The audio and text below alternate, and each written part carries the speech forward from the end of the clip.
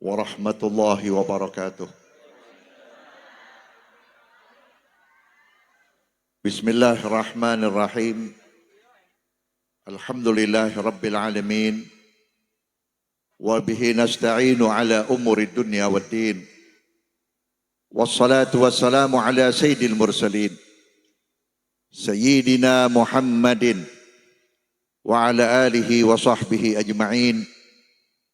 Allahumma salli ala nuril anwar wa siril asrar wa tiryakil aghyar wa miftahi babil yasar Sayyidina Muhammadin al-Mukhtar wa alihi al-adhar wa ashabihi al-akhyar adada ni'amillahi wa ifdalih. Yang saya hormati dan yang saya muliakan guru-guru kita Al-Mukarram wal-Muhtaram Al-Ustadz Ki Haji Abdurrahman Al-Parigi, Al-Ustadz Muhammad Tahir, Ustadz Sa'ud, Ustadz Deden, Hendi Gunawan, Bapak RW, Bapak RT, DKM Musala, wabil khusus Sahibul Wasilah, Bapak Ahmad Yani, dan guru-guru kita yang tidak saya sebutkan namanya satu persatu, mudah-mudahan dimuliakan oleh Allah Subhanahu wa Ta'ala.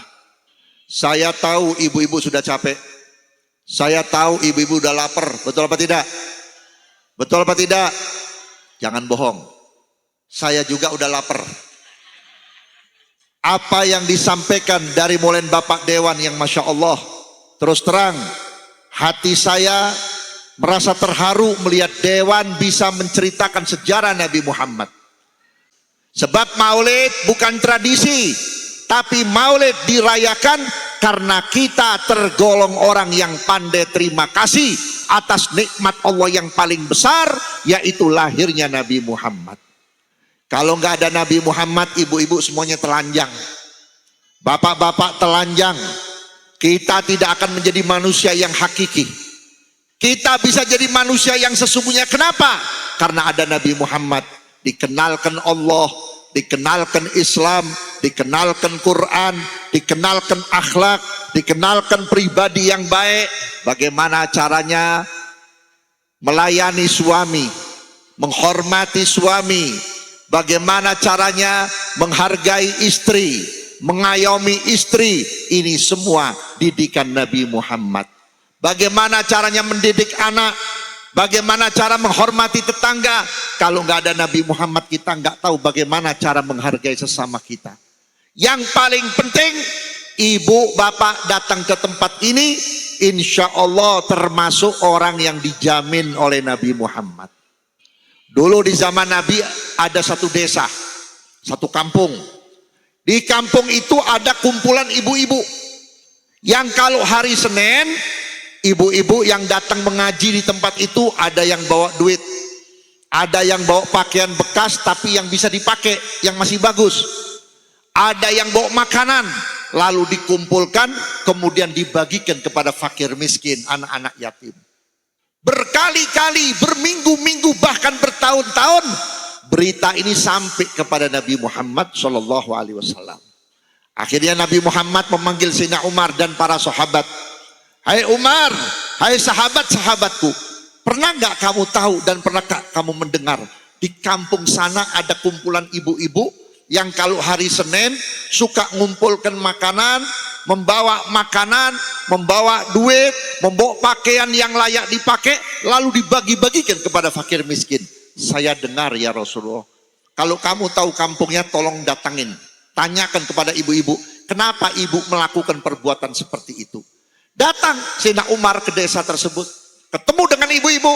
Maaf ibu-ibu, saya diperintah oleh Rasul untuk bertanya, kenapa ibu-ibu setiap hari Senin kok suka ngumpulin makanan, mengumpulkan uang, pakaian, lalu dibagi-bagikan kepada fakir miskin.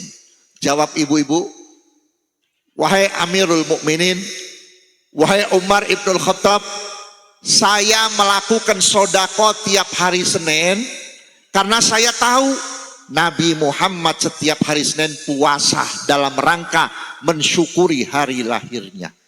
Sedangkan kami ini perempuan yang kadang-kadang datang bulan di hari Senin, kadang-kadang ada halangan, Jadi kami ganti dengan sedekah tiap hari Senin dengan niat saya bersyukur atas lahirnya Nabi Muhammad.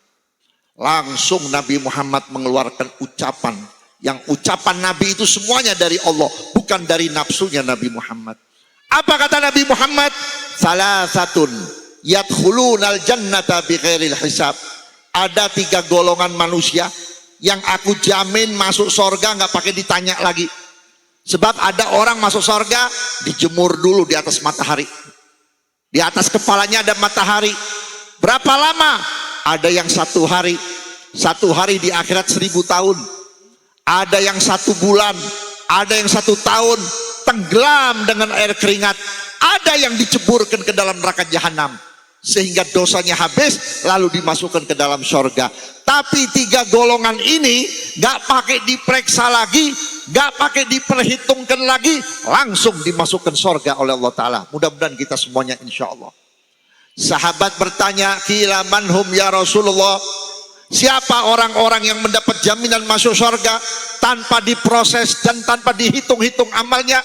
Dijawab oleh Nabi, rajulun a'dhamu miladi bisururin wabtihaj. Orang yang mengagungkan, merayakan hari kelahiranku dengan sungguh-sungguh, dengan ikhlas, dengan tulus, tanpa kenal capek, tanpa kenal pusing, tanpa kenal apapun, karena Allah dasarnya cinta kepada aku.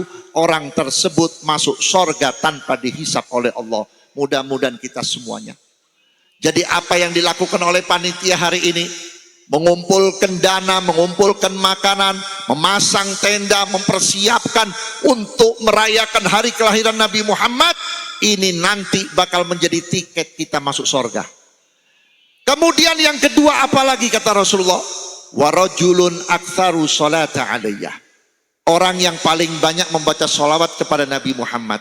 Ibu-ibu, amal yang paling dan pasti diterima oleh Allah cuma sholawat. Sholat kita belum tentu diterima oleh Allah Ta'ala.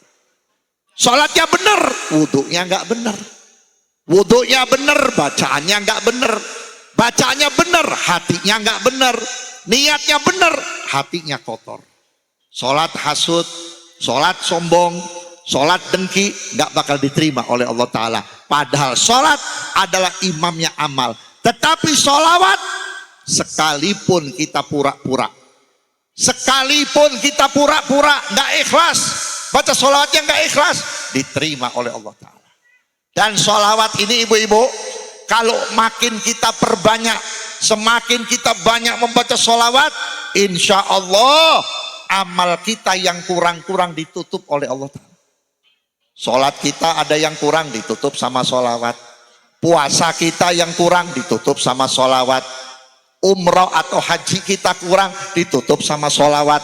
Zakat sodakoh kita yang sunnah maupun yang wajib ada yang kurang, ditutup sama sholawat. Dan ingat ibu-ibu, orang yang bakal mengalami rasa takut termasuk saya kalau sudah kedatangan malaikat Israel.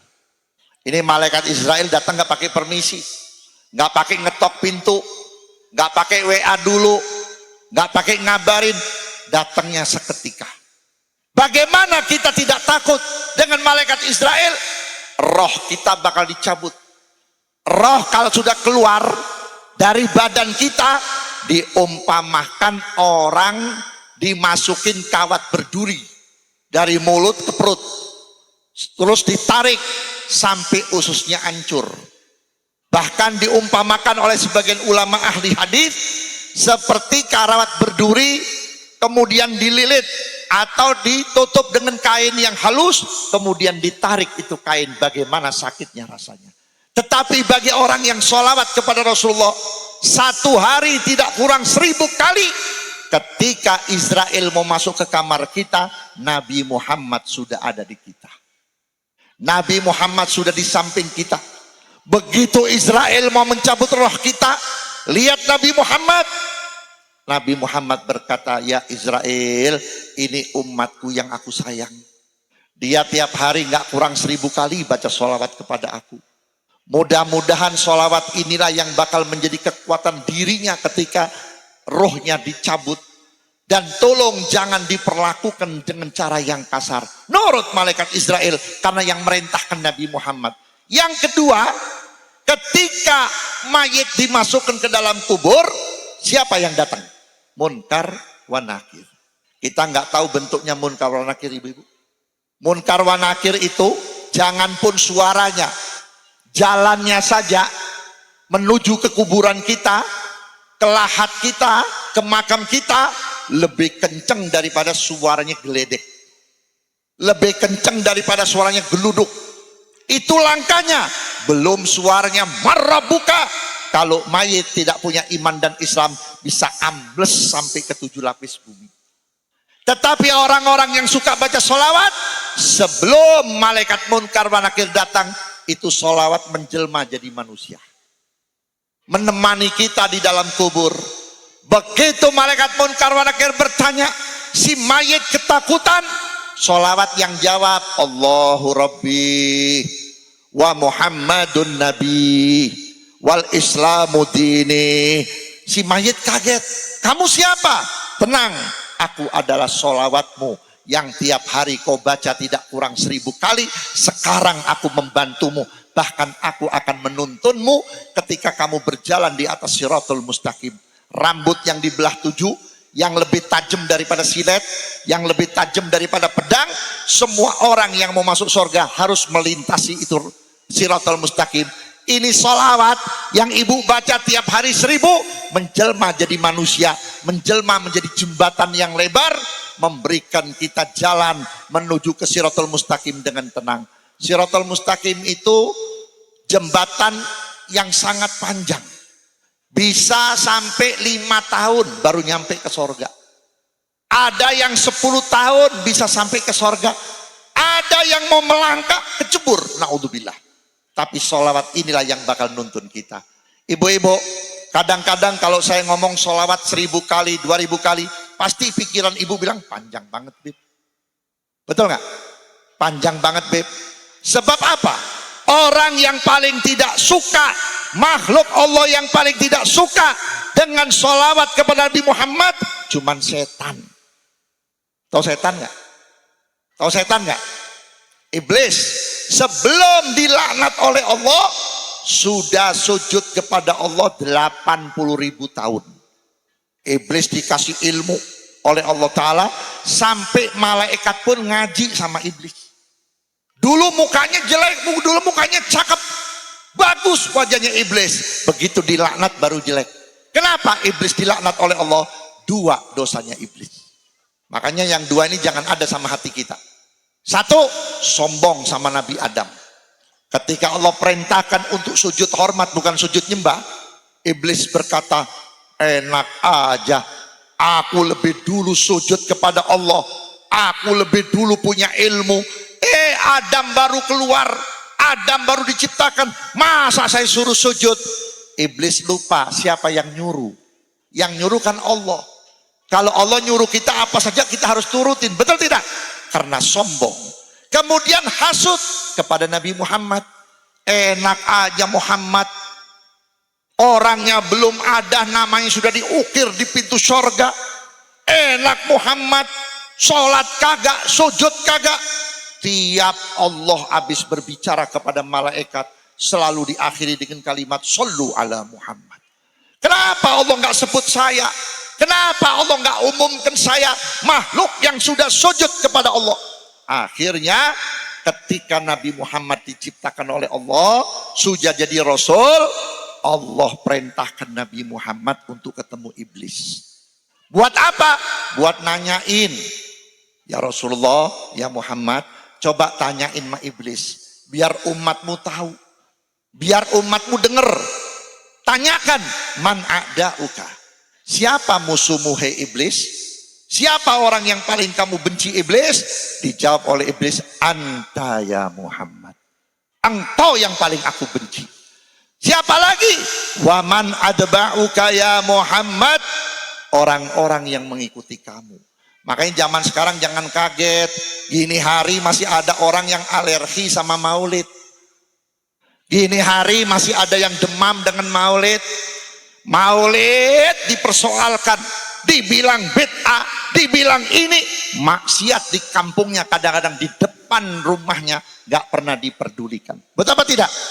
Peringatan Maulid ini ibu-ibu untuk mengingatkan kita bisa begini karena Nabi Muhammad. Kita bisa faham dan membaca Quran karena Nabi Muhammad. Kita bisa bakti kepada mak bapak kita karena Nabi Muhammad. Anak-anak kita menjadi anak yang soleh karena Nabi Muhammad. Supaya kita ingat, maaf, kita tiap tahun diadain Maulid, berjalan 2-3 bulan tiap tahun peringatan Maulid di mana-mana, masih banyak orang yang rusak. Betul tidak? Kadang-kadang habis Maulid nanti ada lagi yang zina, habis Maulid ada yang bunuh-bunuhan, habis Maulid ada yang judi dan sebagainya. Bagaimana kalau tidak ada Maulid Nabi Muhammad? Betul apa tidak? Jadi yang jelas, orang yang tidak suka dengan kelahiran Nabi Muhammad itu apapun jabatannya, apapun pangkatnya, apapun organisasinya, apapun kumpulannya, kalau nggak demen sama Nabi Muhammad namanya setan.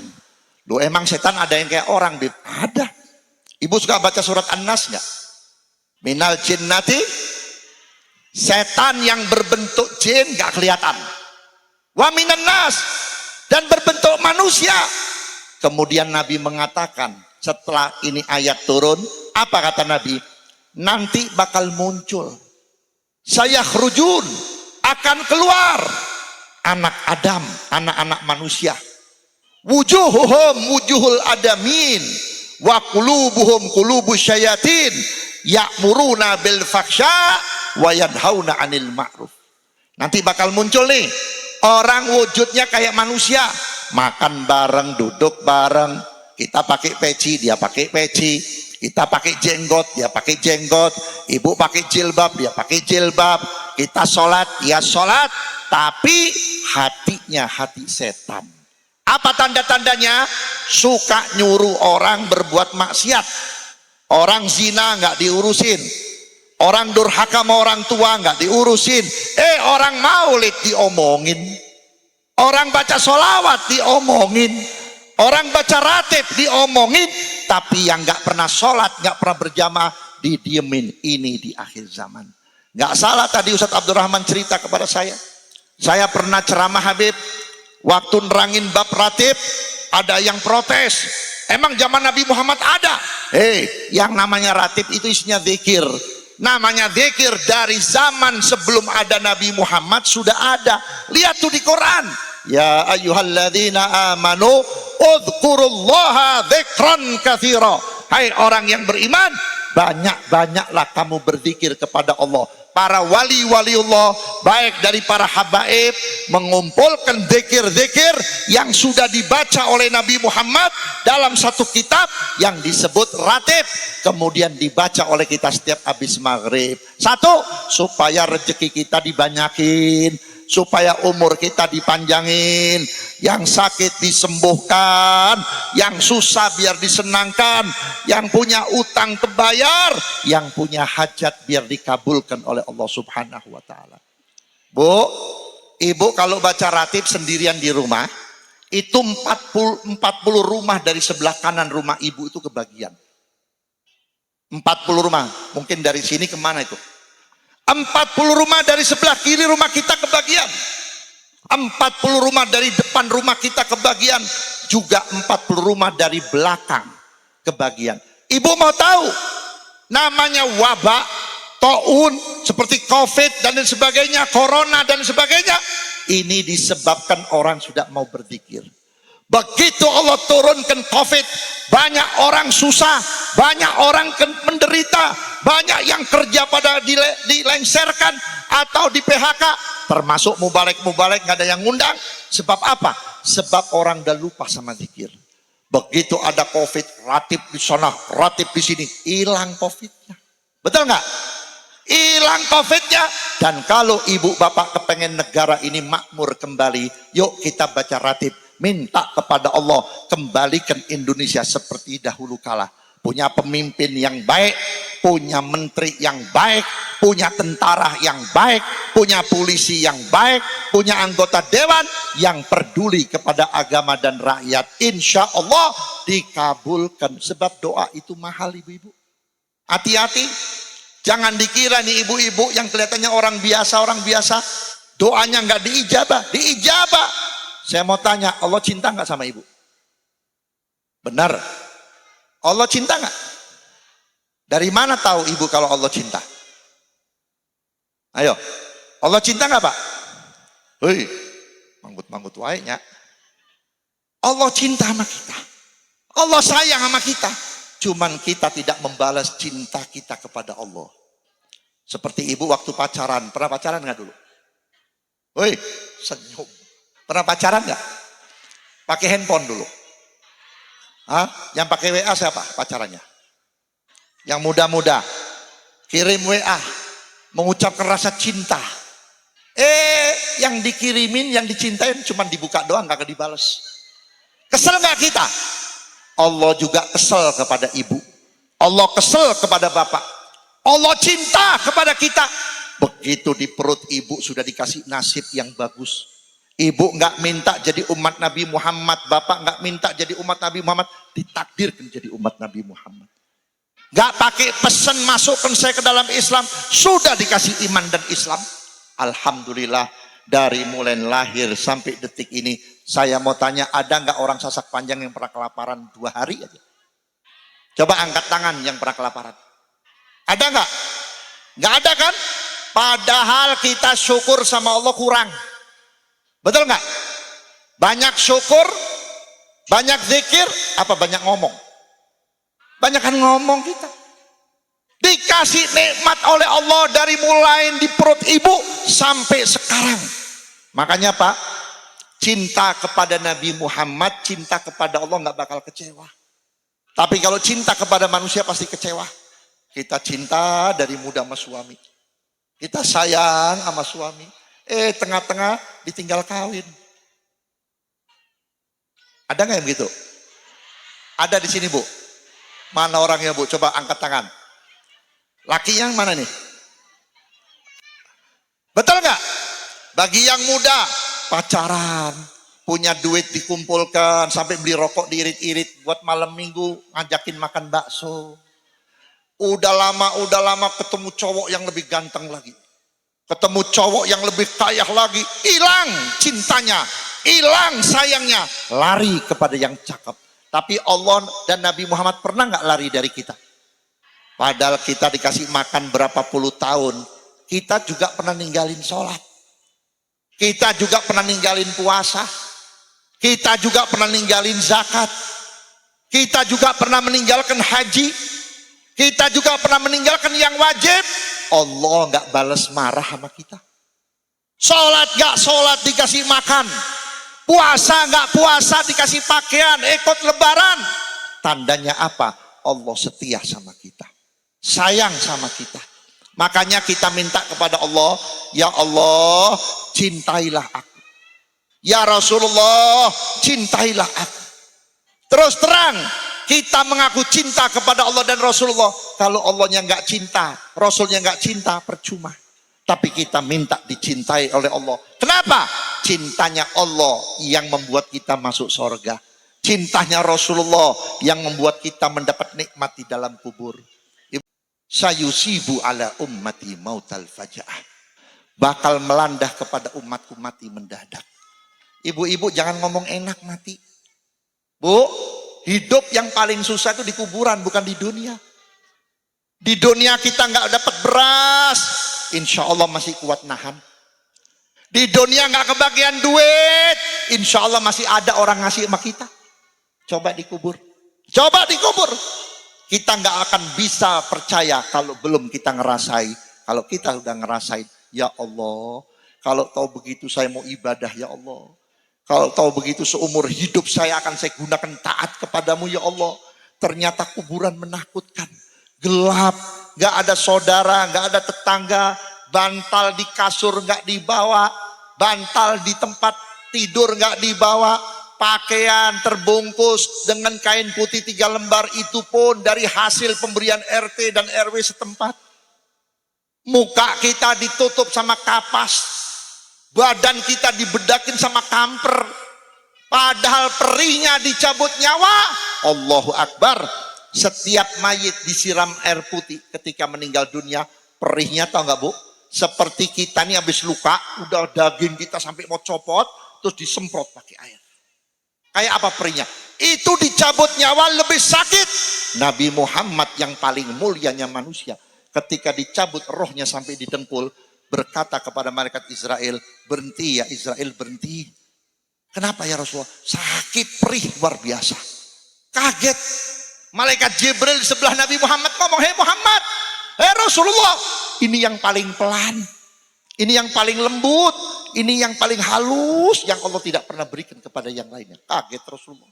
Kalau ini yang paling pelan, yang paling halus, saya nggak kuat. Wa kaifa bi ummati, bagaimana dengan umatku?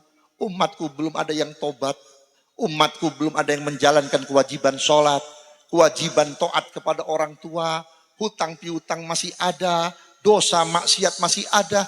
Pasti umatku akan lebih kesakitan dicabut nyawa. Maka oleh karena itu saya berharap mudah-mudahan dengan berkahnya Maulid, pulang dari tempat ini niat bener ya, niat berbuat baik ya, dan jangan lupa banyakin sholawat. Bu, sholawat ada yang panjang ada yang pendek. Kalau yang panjang ada sholawat Naria atau sholawat Kamilah, ya, ada sholawat Al-Fatih yang tadi dibaca oleh guru-guru kita tadi, ada sholawat Anwar. Paling pendek sallallahu ala. Sekarang hari miladnya Nabi Muhammad, betul apa tidak? Betul tidak? Ibu bawa kado nggak buat Nabi Muhammad? Bapak bawa kado nggak buat Nabi Muhammad? Ada beb di Samsu, emang Nabi ngerokok? Nabi nggak butuh kado seperti kita ngadu orang yang ulang tahun. Tapi yuk kita kado Nabi Muhammad pakai sholawat. Nanti sholawat itu akan berbalik kepada diri kita. Insya Allah yang sakit disembuhkan oleh Allah, dipanjangkan umurnya oleh Allah, hajatnya dikabulkan oleh Allah Ta'ala. Juga hajatnya Pak Yani mudah-mudahan dikabulkan oleh Allah Ta'ala. Tadi dia bisik-bisik, Habib doakan Habib, musola ini tempatnya kecil, gak ada tanah lagi, tanahnya sudah dibeli orang lain, mudah-mudahan bisa kebeli buat musola ini, amin. Ayo kita baca sholawat ya. Siap? Saya minta sebelum baca sholawat niat di dalam hati supaya sholawat kita mantap ya. Ingat sama Rasulullah, tujukan kepada Rasulullah dan tujukan kepada diri kita yang lagi sakit, tujukan kepada hajat dan niat kita yang ada di dalam hati. Ayo, Bismillahirrahmanirrahim. Diam aja ini. Bismillahirrahmanirrahim. Allahumma salli ala Sayyidina Muhammad wa ala ali Sayyidina Muhammad.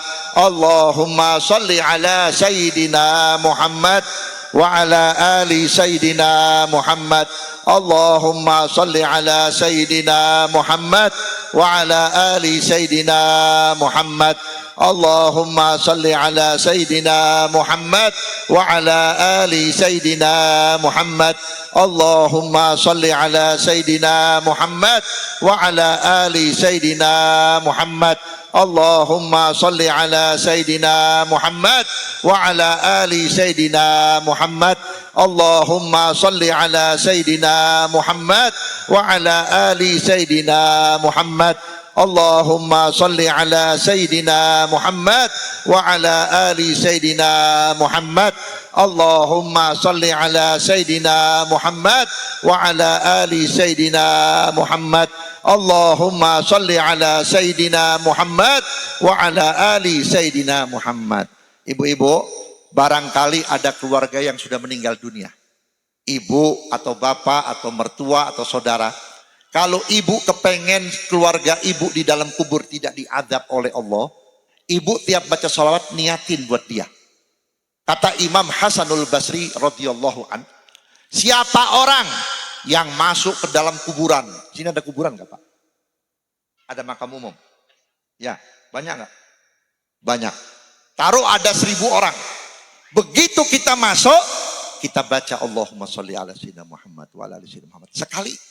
500 orang yang sudah meninggal yang sedang diadab oleh Allah diangkat adabnya, diberhentikan adabnya oleh Allah. Bagaimana kalau kita ziarah baca ratib? Di ratib banyak sholawatnya. Betul nggak?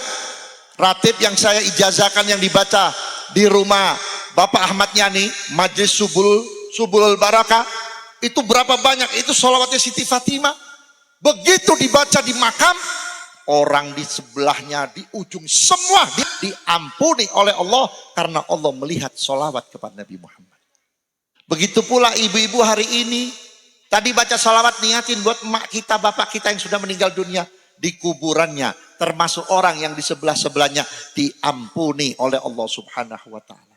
Ibu-ibu, kalau ibu kepengen kuburannya enak, bukan bagus, enak. Ada kuburan bagus, dalamnya diinjak-injak sama malaikat. Kuburannya enak, berubah menjadi taman-taman surga.